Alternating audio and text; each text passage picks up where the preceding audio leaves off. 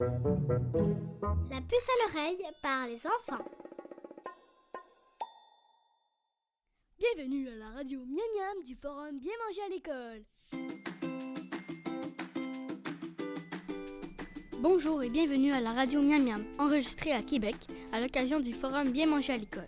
C'est parti pour notre 4e épisode qui porte sur l'importance de l'alimentation scolaire pour l'égalité de tous les enfants. Et bien sûr, vous pouvez en tout temps réécouter tous nos épisodes sur toutes les plateformes de balado-diffusion. Commençons avec notre chronique sur l'importance de l'alimentation scolaire pour l'égalité de tous les enfants. Je m'appelle Arnaud. Bonne écoute!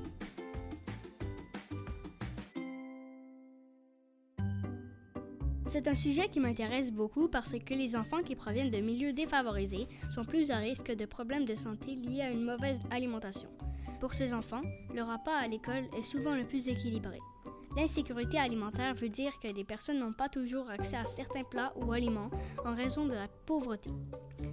Au Québec, ce sont 200 000 enfants qui souffrent de l'insécurité alimentaire. Les programmes d'alimentation scolaire, lorsqu'ils sont accessibles à tous les élèves sans distinction, réduisent l'intimidation dans les écoles et augmentent l'estime de soi des enfants, notamment défavorisés. Pour en savoir plus, vous pouvez consulter le site du forum Bien manger à l'école. Vive l'alimentation scolaire! Restez avec nous sur la radio Miam Miam du forum Bien manger à l'école. Dans cet épisode, nous avions envie de rêver un peu et d'imaginer ce que nous pourrions changer à l'alimentation scolaire au Québec si nous avions une baguette magique. Nos chroniqueurs Maxence, Anaï et Dalia ont eu des tonnes d'idées. Il faudrait dire à l'avance la fois où tu manges à la cantine. Ça éviterait le gaspillage vu que la cuisinière ou le cuisinier pourrait prévoir la quantité de nourriture à préparer. Et ça éviterait le gaspillage alimentaire. Imaginez que vous êtes dans la classe et vous avez mangé toutes vos collations, mais vous avez encore faim. Alors, chocolat à volonté! Si j'avais une baguette magique, je ferais en sorte que les aliments à l'école soient plus bons pour la santé et qu'il y ait moins de sucre.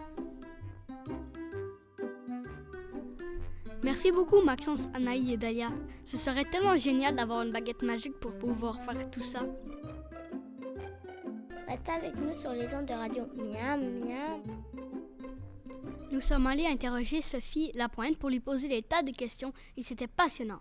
C'est Anaï qui a réalisé cette entrevue. Bonjour, moi c'est Anaï. Quel est votre nom? Sophie Lapointe. Pouvez-vous nous parler de votre travail? Je suis coordonnatrice de Boré. Donc, je fais en sorte que les gens ensemble se parlent pour améliorer les systèmes alimentaires dans la région. Comment cela se passe dans votre région et que pourrait-on améliorer? Il y a plusieurs écoles qui ont des programmes en alimentation scolaire qui favorisent justement l'alimentation, l'accessibilité aux aliments sains à des enfants, mais c'est pas dans toutes les écoles. Fait que ce qu'il y a à améliorer, c'est qu'il y ait des programmes d'alimentation scolaire pour que les enfants mangent à leur faim à tous les matins. Fait que ce qui manque, c'est que toutes les écoles aient un programme d'alimentation scolaire. Comment est-ce que l'alimentation scolaire peut favoriser l'égalité entre tous les enfants? L'alimentation, en fait, chez les enfants, c'est pas tout le monde qui mange à sa faim, peu importe leur statut social. Donc, ça fait en sorte que si tout le monde mange à sa faim à l'école, ça va diminuer les écarts entre les couches sociétales, donc les plus pauvres, les plus riches. Ça va diminuer les écarts, puis ça va faire en sorte que tout le monde va mieux s'entendre parce que tout le monde va avoir accès à ces aliments sains. Comment est-ce que l'alimentation scolaire peut aider à l'éco-responsabilité au Québec? L'alimentation scolaire peut aider à l'éco-responsabilité au Québec en raison pour les apprentissages. Donc, tous les enfants vont pouvoir apprendre à partir des aliments. Ça, c'est super important. Donc, ça met des jeunes qui sont encore plus allumés, qui sont encore plus conscients aussi de leurs impacts sur l'environnement, sur la société et qui vont être capables de transmettre aussi leurs connaissances, soit à leurs petits frères, à leurs grands frères, même à leurs grands-parents. Des fois, on aime ça cuisiner avec les grands-parents, leur montrer qu'est-ce qu'on a appris. Donc, ça peut avoir vraiment un gros impact au niveau social puis au niveau environnemental. Fait que je pense que vous pouvez vraiment faire toute la différence en tant qu'enfant. Merci, bonne journée. Merci, c'était passionnant. C'est bientôt la fin de ce 4e épisode, mais comme vous le savez, maintenant, on ne se quitte pas sans faire d'abord une place au public avec notre Vox Pop. Comment pensez-vous que l'alimentation scolaire peut améliorer la santé physique et mentale des jeunes? Bien, c'est sûr que si tous les enfants arrivent à l'école avec le ventre plein, ils vont déjà être capables de pouvoir être plus concentrés pour pouvoir apprendre. Puis que si tu n'as pas le ventre plein quand tu arrives à l'école, bien, c'est difficile après ça de pouvoir être heureux, de pouvoir bien apprendre, d'être concentré dans tes cours à l'école, etc. Comment l'alimentation scolaire améliore la santé physique et mentale des jeunes?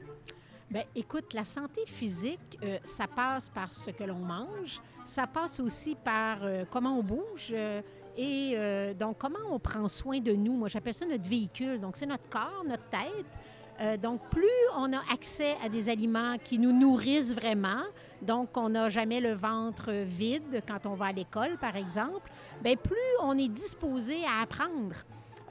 Parce qu'on est bien, on a un sentiment de bien-être, on a bien mangé, on a aussi développé ce qu'on appelle des compétences. Donc, on apprend à connaître des aliments et à savoir aussi les apprêter, donc faire à manger. Et donc, tout ça ensemble fait en sorte que tu favorises ta santé. Merci à tous les participants pour leurs réponses. Et bien sûr à nos journalistes Anaï, Maxence, Dalia et Martha.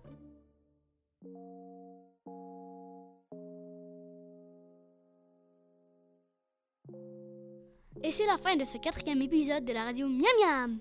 Merci à tous et toutes de votre participation et on se retrouve pour notre 5e et dernier épisode sur l'alimentation scolaire et l'éco-responsabilité.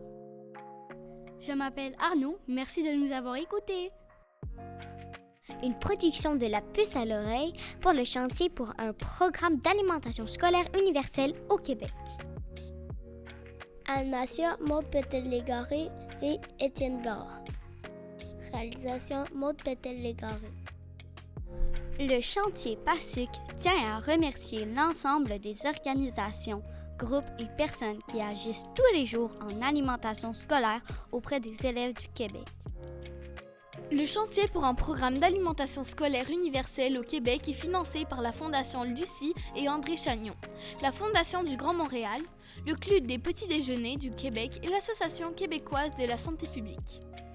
Et évidemment, nous remercions aussi tous nos géniaux journalistes. Nous sommes Dalia, Maxence, Arnaud, Martha, Anaï, vos animateurs. À bientôt. Miam, miam. Vous écoutez la radio Miam, miam, miam, miam, miam, miam, miam, miam, miam, miam, miam, miam, miam, miam, miam.